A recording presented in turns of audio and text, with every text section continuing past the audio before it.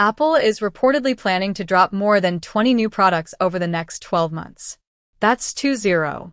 We are talking about everything from budget-friendly gadgets that actually make sense to futuristic foldables that cost more than my first car. We have new iPhones, totally redesigned MacBooks, secret home robots, and yes, even those elusive smart glasses are finally showing up. So, instead of making you dig through 1,000 rumors, I have organized literally everything we expect to see, starting from the very first drop in February, all the way to the heavy hitters coming next fall. Let's get into it. First up, let's talk about the beginning of the year. Usually, February is a boring month where we just regret our New Year's resolutions, but in 2026, Apple is starting off with a bang. According to the latest leaks, the first thing dropping is the iPhone 17e. Think of this as the budget iPhone we have actually been waiting for. For years, the SE models looked like ancient relics with massive bezels and home buttons. But the 17e, it's supposedly stealing the design from the iPhone 15. That means rounded edges that actually feel nice to hold, thin bezels, and finally, say goodbye to the notch. We are getting the dynamic island on the budget phone. It gets better. Rumors say it's rocking a single 48-megapixel camera, but the front selfie cam is getting bumped to 18 megapixels with center stage support. And the weirdest part? The last budget phone didn't have MagSafe, which was a crime against humanity. But Apple is fixing it here. You get the A19 chip, full MagSafe charging, and a price tag around $600. But that isn't even the craziest budget rumor. Right after the phone, Apple is allegedly dropping a low-cost MacBook. And when I say low cost, I mean between $600 and $700. How is that even possible? Well, they are cutting some corners. It'll have a smaller screen, probably under 13 inches, and it won't use a typical Mac processor. Instead, sources claim it's running on an A18 Pro chip, the same one inside the Pro iPhones. Now, before you laugh, that chip is actually faster than the M1 in single-core performance.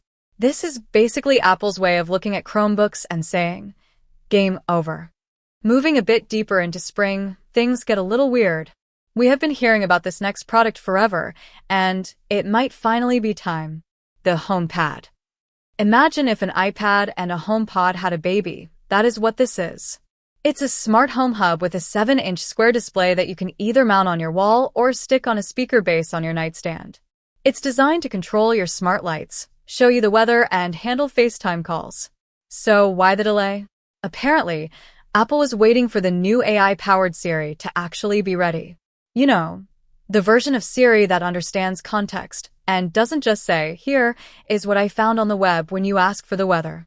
If this finally launches, it means Apple thinks their AI is actually good enough to run your house. Now, for the creatives watching this, get your wallets ready. We're getting 2 new monitors. First, the Studio Display 2. It's ditching the old LCD panel for mini LED. That means deeper blacks, brighter colors, and, finally, 120 Hz promotion. About time, right?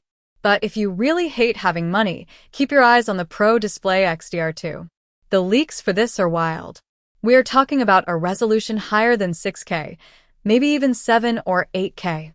It's getting a webcam built-in, which the original lacked, and an upgraded mini LED panel that eliminates that weird blooming effect you see on dark backgrounds.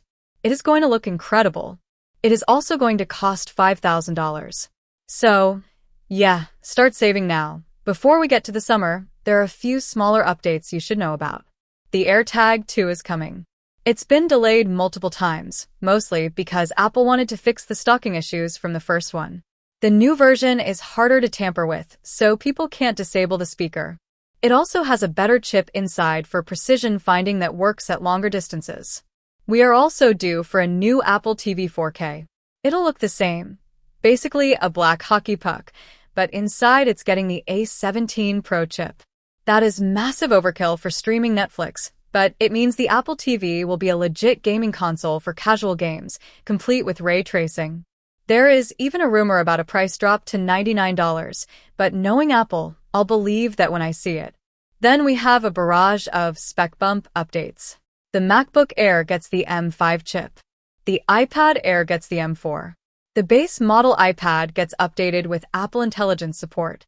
These are great if you need a new device, but they aren't going to change your life. They are just faster versions of what we already have. Okay, let's fast forward to summer 2026. Usually, summer is quiet, but rumors suggest Apple is bringing back a fan favorite, the iMac Pro. Remember the big 27-inch iMac? We all miss it. Leaks say Apple has a prototype running the M5 Max chip. It's a now or never moment. If they don't launch a big Pro desktop this year, the product line is probably dead forever. We will also see the Mac Studio and Mac Mini get their upgrades to the M5 generation. Again, nothing groundbreaking here regarding the design, just pure, raw speed for the power users who need to edit 12 streams of 8K video at once. The fall main event, iPhone 18. Alright, pause the video if you need a snack, because now we are heading into the fall. September. This is the Super Bowl of tech. First up, the iPhone 18 Pro and Pro Max. From the back, they might look similar to what you have now, just with nicer metal finishes. But flip it over, and it's a whole new world. The notch? Gone. The dynamic island? Also gone. Well, sort of. Apple has reportedly figured out how to put all the Face ID sensors under the screen. All that's left is a tiny hole punch cutout for the selfie camera. It is the closest we have ever been to a truly all-screen phone. The cameras are getting a massive overhaul too. The main lens will have a variable aperture. That means the camera can physically open and close to let in light, giving you real, natural depth of field, not that fake portrait mode blur that sometimes accidentally cuts off your ears. Inside, it's running the A20 chip. This is built on 2-nanometer architecture. I won't bore you with the science, but basically, smaller transistors mean way more power and way better battery life. Like, significantly better, but the iPhone 18 Pro isn't the star of the show. No, for the first time ever, Apple is launching a foldable. They are calling it the iPhone Ultra. It's a book-style folding phone, kind of like the Galaxy Fold. When you open it, you get a massive 7.7-inch display. And get this. Rumors say Apple has actually solved the crease problem. You know that annoying dip in the middle of every Samsung screen? Apple apparently spent billions in R&D to make sure their screen is perfectly flat. Because the bezels are so thin, there is no room for Face ID on the inside, so they are bringing back Touch ID on the power button. It's insanely thin, it looks premium, and it will cost you $2,000. Minimum. That is a hard pill to swallow, but for the flex, people are going to buy it. Now, here's where things get a little Black Mirror. We are hearing solid reports about the AirPods Pro for launching in the fall. Obviously, they will sound better. But the leak says they have cameras.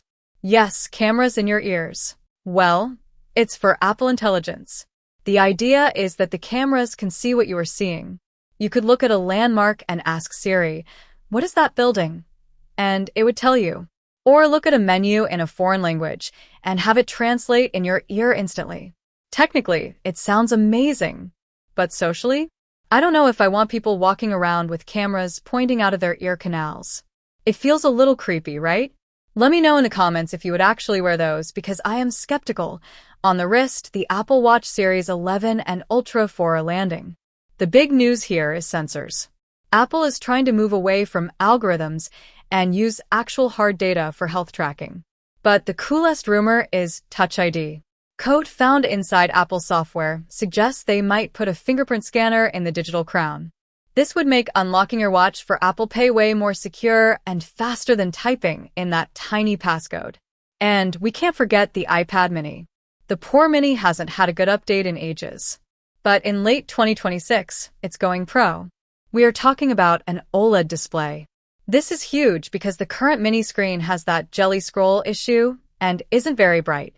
An OLED panel fixes all of that. It's also getting fully waterproofed and upgraded speakers. The price might jump up by $100, but for a portable powerhouse, it might be worth it. Just when you thought the year was over, Apple has one last surprise for late 2026. A complete, ground-up redesign of the MacBook Pro. They are shaving off the weight, making it sit somewhere between the current Pro and the Air. But the screen is the killer feature. It is finally switching to OLED. If you have never used an OLED laptop, it is a game changer. The blacks are perfectly black, and the colors pop like crazy. But here's the controversial part. Multiple sources say it will be a touchscreen. Yes, a touchscreen Mac. Apple has said for years they would never do it, but apparently, the new version of macOS is being designed with touch in mind. They're also removing the notch on the laptop and giving it a dynamic island, just like the iPhone.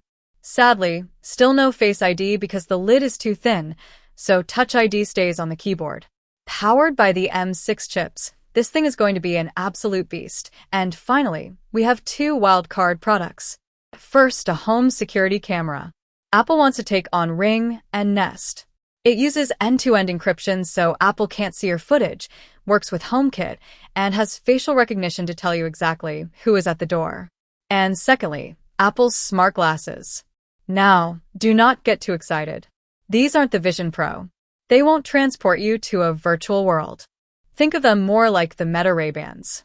They are fashion-first glasses that can play music, take photos, and maybe show you simple turn-by-turn directions. They're testing the waters to see if people will actually wear a computer on their face all day. So, there you have it. New iPhones, folding phones, cheap MacBooks, expensive monitors, and ear cameras. 2026 is shaping up to be the most expensive year of my life, and probably yours too. Which product are you actually waiting for? Are you folding phone team? Or are you saving up for that OLED MacBook? Drop a comment below, because I really want to know. If you enjoyed this recap, hit that like button. It really helps the channel. I will catch you in the next one.